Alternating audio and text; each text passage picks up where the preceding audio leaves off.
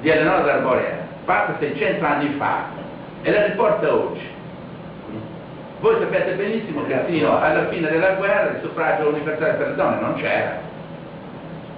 Le donne erano considerate non aventi diritto su queste cose qua.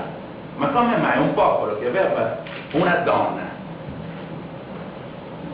600 anni fa, che ha fatto e ha portato a una civiltà che è riportata oggi modernissima, debba alla fine dei conti accettare un'imposizione di legge che non ha niente a che fare con il nostro territorio, con la nostra cultura, con il nostro modo di vedere, con il nostro concetto che abbiamo di generosità,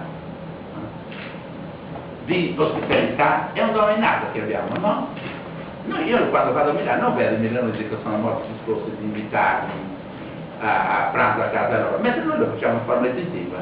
Quando viene qualcuno siamo e abbiamo questo potere. Precisamente quando è nata la vostra Repubblica, la data ufficiale di quest'ultima? Adesso? Sì. La prima Repubblica nacque il 4 luglio del 1978.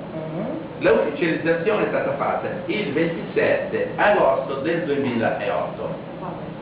Ufficializzazione davanti a chi? Noi abbiamo mandato, ho fatto notificare in forma personale, è andato un indipendentista a Roma, che si chiama Giuseppe Flori, è andato a Palazzo Chigi e ha presentato la richiesta, e si è presentato a Quirinale, l'ha notificata, al Viminale l'ha notificata. Dove? Quirinale, Palazzo Chigi o Viminale? Non ho capito. A tutte e tre. Ah. A tutte e tre.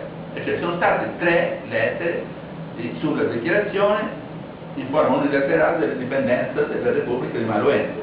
Nel contempo è stata fatta la richiesta in forma bilaterale a tutti i 192 paesi che rappresentano le Nazioni Unite a New York. Nel contempo anche il segretario generale come assemblea globale.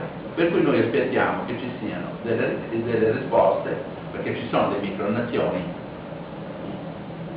Ci sono piccole nazioni che siedono nel contesto delle Nazioni Unite. Noi ci rivolgiamo a loro e diciamo: voi che avete 3.000 abitanti, 4.000 abitanti, volete riconoscerci il diritto nostro all'autodeterminazione e riconoscere la formazione della Repubblica di Maluengo?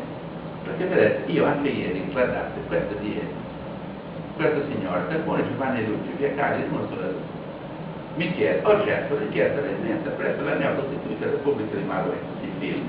Quante richieste di Adesso di richieste ce ne faremo quasi 1250. Quante? 1250. Da quando, mi scusi, Carabinetto, dal 6 di agosto? Sì, da quando noi abbiamo incominciato questa operazione. Sto ponendo queste domande, non le sto facendo perché lei ne sta facendo così tante, quindi io dico